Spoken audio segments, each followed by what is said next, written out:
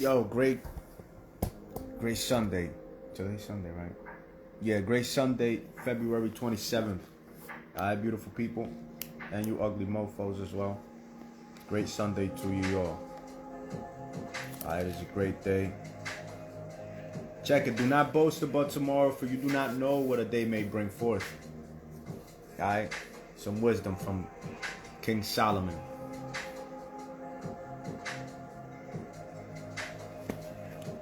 Do not boast about tomorrow, for you do not know what a day may bring forth. We ain't know. You never know. You never know what to expect.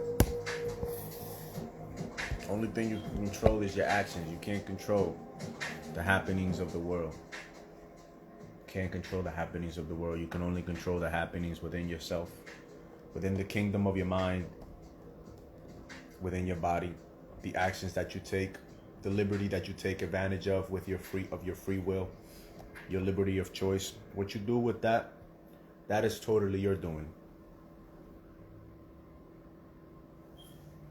The battle is for your soul, for your mind, your will, and your emotions.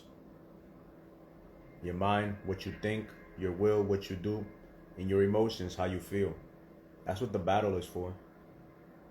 It's not physical, it's all mental, it's spiritual. This is why it is important to control the things that we consume. You know what I'm saying? Through the medium of our eyes. Bob Marley says something like, if you can, what was it? Corrupt the body, corrupt the mind, then you shall corrupt the soul. It's true. If you can, control what an individual thinks, you can control how that individual feels and how that individual conducts himself. That's why music today is so corrupted and has been, for the better part of the last 60 so years.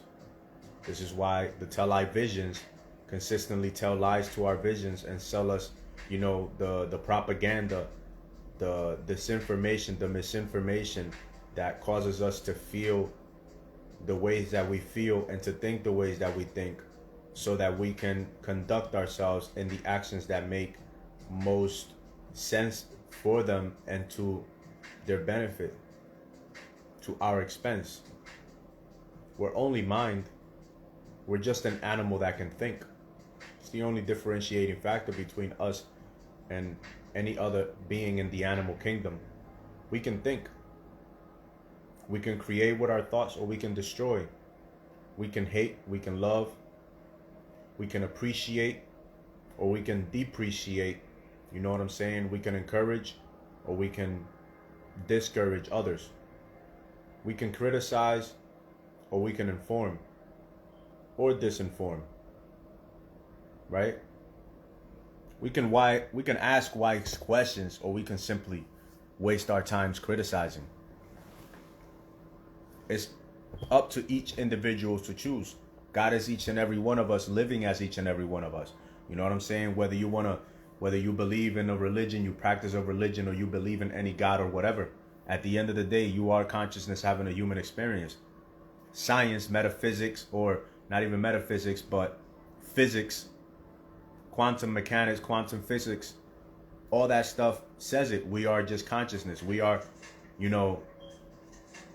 energy, but not really energy, because energy always changes.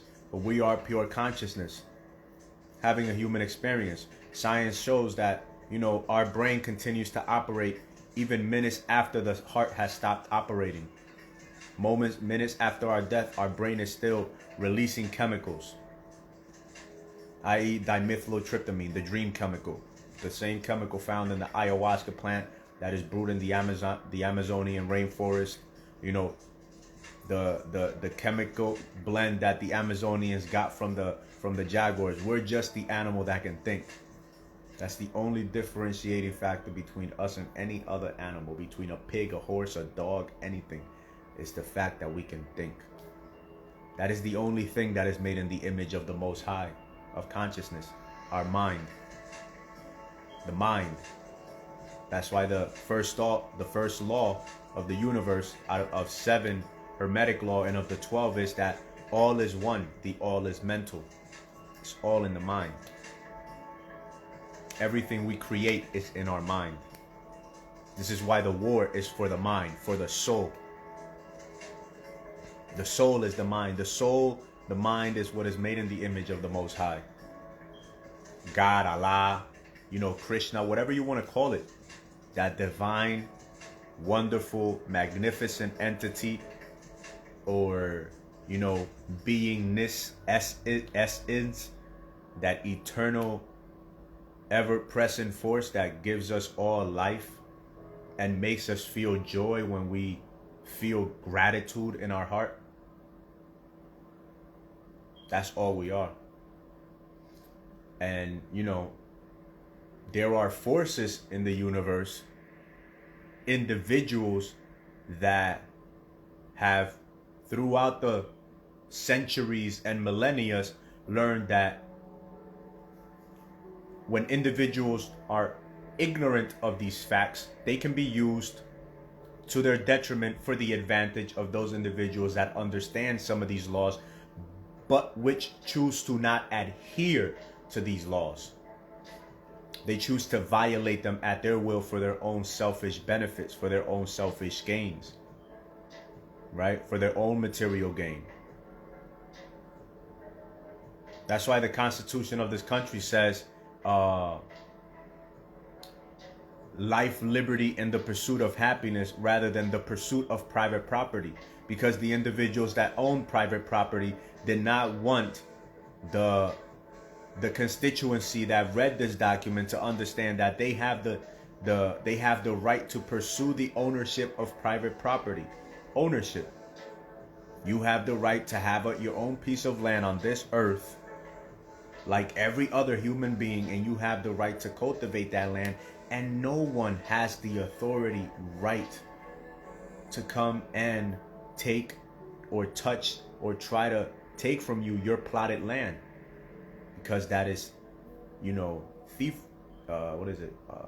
thievery, or I don't know what would be the word for it, but that is also another law. You know what I'm saying? Out of the 42 laws of Ma'at, which is the 42 laws from which the 10 commandments were taken from. One of which is, thou shalt not steal another individual's plotted land.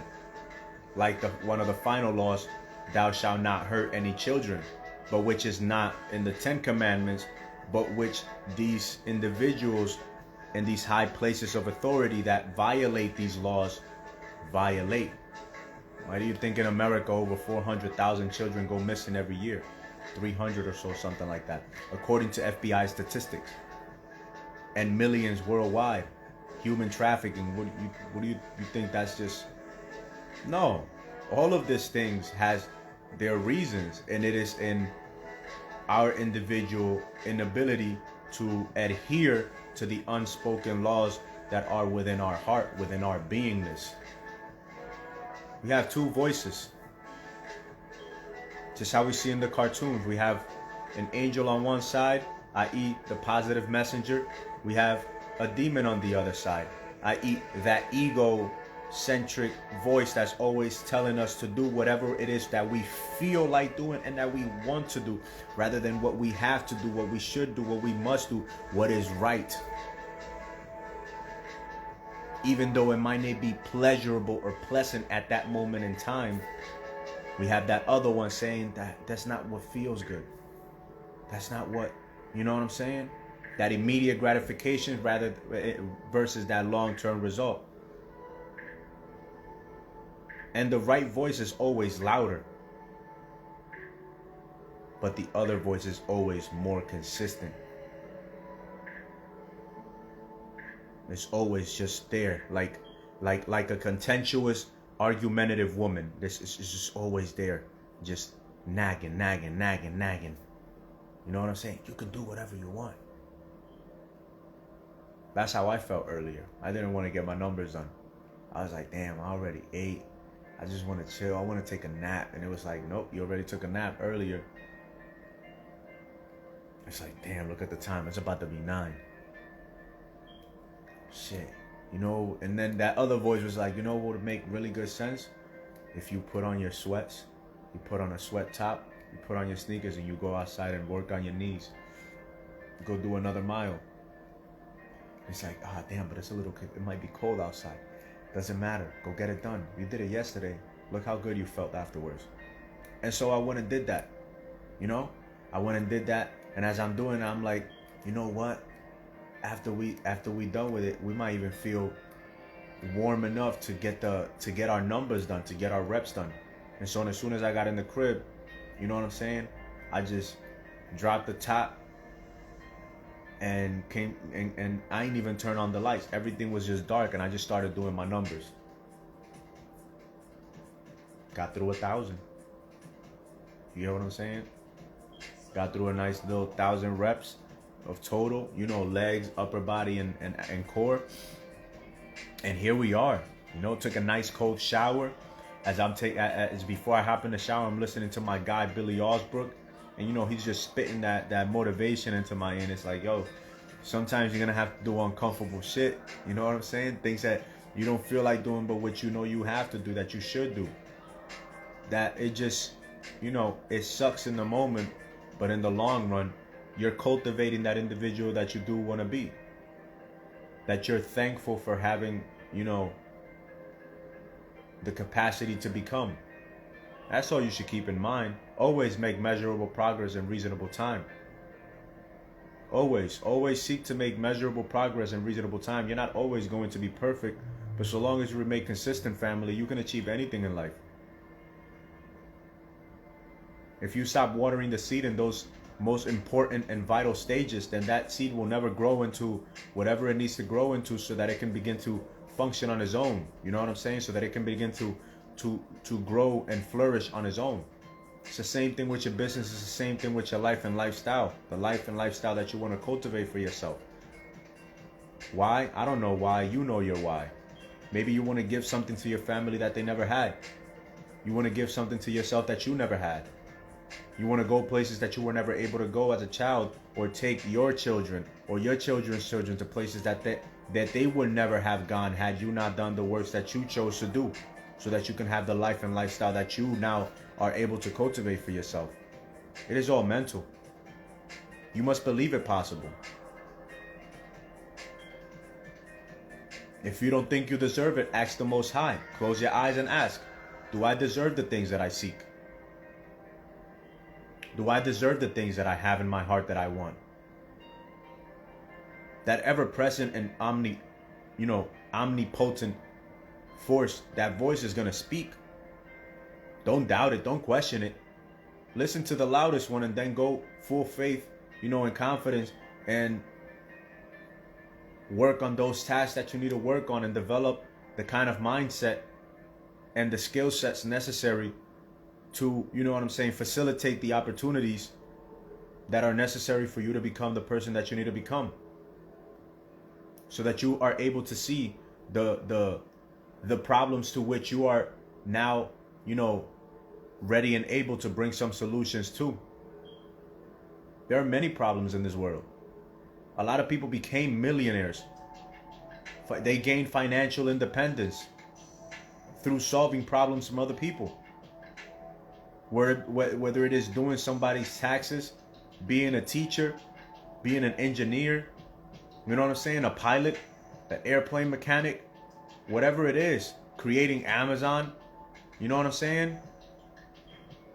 taking advantage of the sweatshops all over in other countries, so that you can produce, more affordable products for yourself, so that you can sell them at a higher price and make a bigger buck, even if you are impoverishing the world on the other side and in your home in the process. But that's greed. You don't have to do like some people that operate with greed.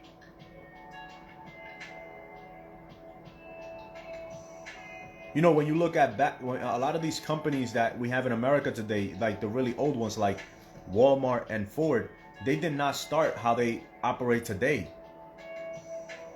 Ford used to be known for paying its employees the highest, wage so that they could be able not only to afford the cars that they produce, but so that they could live comfortably. Walmart started the same way. It used to pay its employees high wages, and it used to produce affordable commodities for individuals to purchase out of his warehouses, out of his supermarkets.